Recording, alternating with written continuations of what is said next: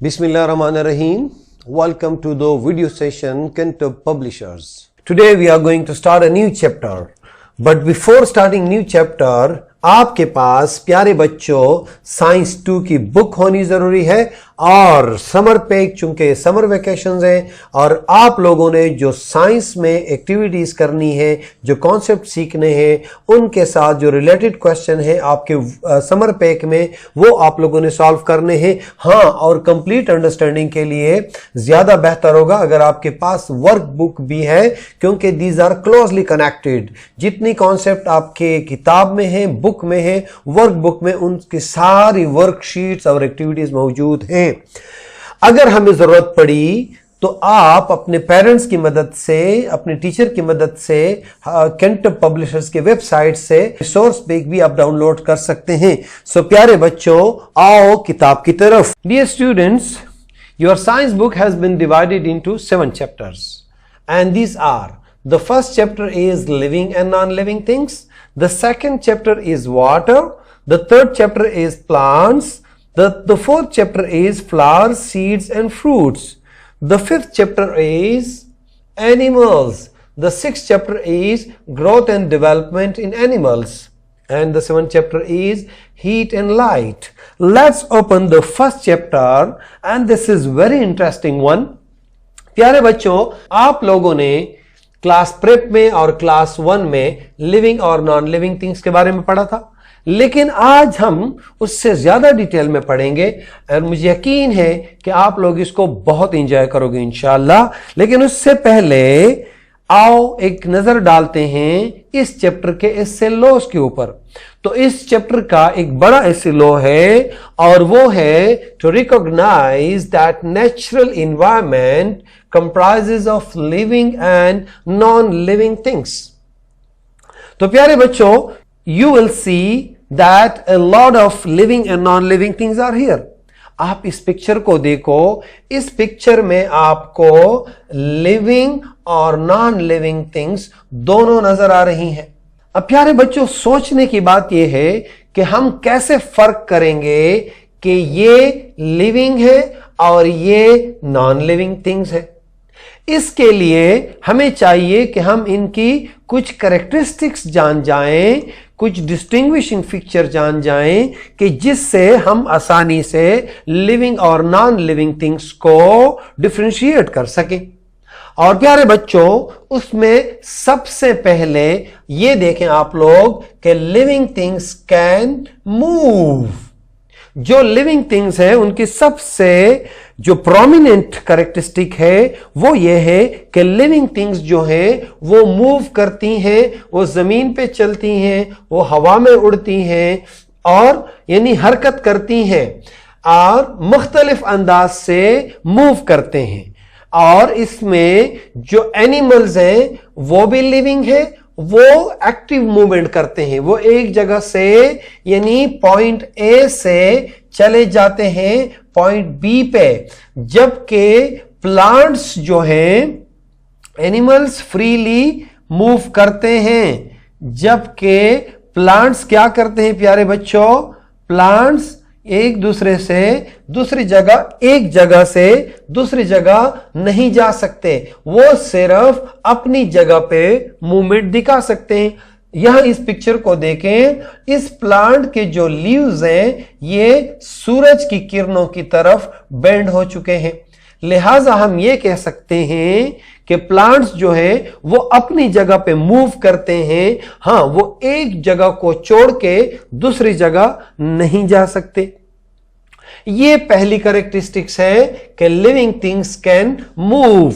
Second characteristic देखते हैं प्यारे बच्चों, and this is also very interesting, living things can grow. यानी लिविंग थिंग्स क्या करते हैं प्यारे बच्चों?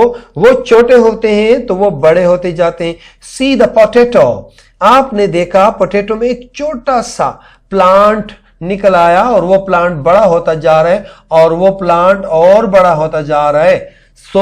आराम आराम से बड़ा होना, ग्रो करना, ये कैरेक्टरिस्टिक्स क्या है किसी चीज की प्यारे बच्चों? ये लिविंग थिंग्स की कैरेक्टरिस्टिक है।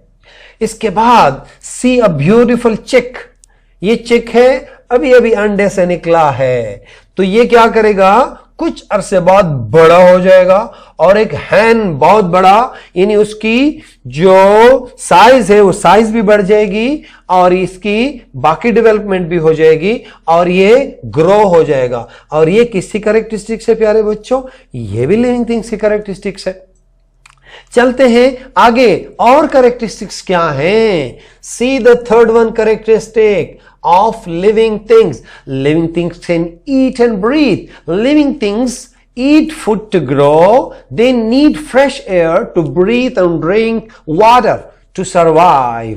अभी जो living things है ये सांस भी लेते हैं और इनको खुराक की भी जरूरत होती है। जिस तरह ये किटन्स आप लोग देख रहे हैं, प्यारी प्यारी बिल्लियां आपको नजर आ रही हैं, तो प्यारे बच्चों ये सांस भी लेती है और इनको खुराक की भी जरूरत होती है। अगर इनको सांस के लिए ऑक्सीजन ना मिले और खाना ना मिले तो ये मर जाएंगे, और जब ये मर जाएंगे तो ये लिविंग तो रहेंगे नहीं।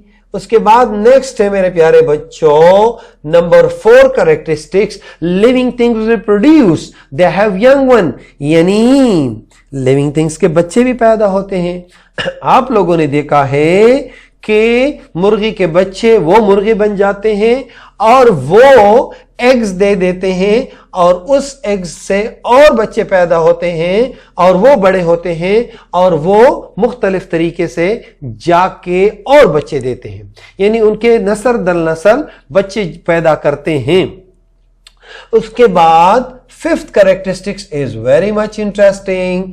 वो क्या है, लिविंग थिंग्स 5th कैरेक्टरिस्टिक्स है, living things respond to the environment. यानी फर्ज करो अगर कहीं पे आप बैठे हैं सुबह के टाइम पे और बहुत ज्यादा सनरेज आ जाती हैं, तो आप लोग क्या करते हो, स्कूल में आप लोग साइड पे चले जाते हो। अगर कहीं अचानक बारिश शुरू हो जाए, रेन स्टार्ट हो जाती है, तो आप लोग क्या करते हो मेरे प्यारे बच्चों, आप लोग शेल्टर में चले जाते हो। यानी लिविंग थिंग्स को अगर अनफेवरेबल कंडीशन आती है तो उसको छोड़ के चले जाते हैं। यहां पे प्यारे बच्चों बड़ी इंटरेस्टिंग एक पिक्चर आपको नजर आ रही है। ये पिक्चर है जी टच मी नॉट प्लांट का, चुई मुई का पौधा कहते हैं। इसको अगर आप हाथ लगाओगे तो इसके जो लीव्स हैं ये क्या हो जाती है, ये फौरन ऐसे बंद हो जाती हैं। यानी ये लिविंग थिंग्स की क्या कैरेक्टरिस्टिक है कि वो इन्वायरमेंट को रिस्पॉन्ड करती हैं। अगर इन्वायरमेंट में कोई ऐसी चीज आती है तो फौरन एक्शन लेते हैं, और ये कैरेक्टरिस्टिक्स है किस चीज की, ये कैरेक्टरिस्टिक्स है लिविंग थिंग्स की। तो प्यारे बच्चों आप लोगों ने 5 कैरेक्टरिस्टिक्स पढ़ लिए, एक बार फिर नजर डालते हैं लिविंग थिंग्स की कैरेक्टरिस्टिक कौन कौन सी है। Living things can move. Number 2, living things can grow. Number 3, living things eat and breathe. Number 4, living things reproduce. Number 5, living things respond to the environment. तो मुझे यकीन है प्यारे बच्चों कि आप लोगों ने ये 5 जो कैरेक्टरिस्टिक्स है लिविंग थिंग्स की, ये आपको समझ भी आ गए और आपको याद भी हो गए। वेल डन मेरे प्यारे बच्चों। See you in the next class. Allah Hafiz.